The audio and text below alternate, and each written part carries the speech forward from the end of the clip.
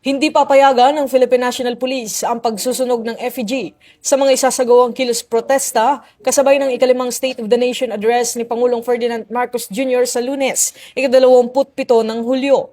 Ayon kay PNP Public Information Office Chief Police Colonel Allen Reyco, iligal ang pagsusunog ng effigy at agad itong aaksyonan ng mga otoridad kung may mga relihis ng hindi susunod sa umiiral na batas at mga regulasyon.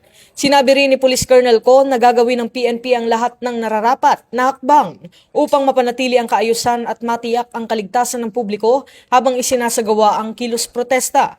Kasabay nito muling tiniyak ng PNP na paiiralin ang maximum tolerance sa lahat ng mapayapang pagtitipon, kasabay ng mahigpit na pagpapatupad ng batas upang mapanatili ang kapayapaan at kaayusan sa panahon ng SONA. Pinayuhan din ng PNP ang mga kalahok sa mga kilos protesta na maging mapayapa, sundin ang batas at makipagtulungan sa mga otoridad upang maging ligtas at maayos ang pagdaraos ng SONA. Bagong PNP para sa bagong Pilipinas. Serbisyong mabilis, tapat at nararamdaman. Mula rito sa PNP National Headquarters, ako ang inyong PNN correspondent, Patrolman Don Brosas, alagad ng batas, tagataguyod ng Balitang Pulis.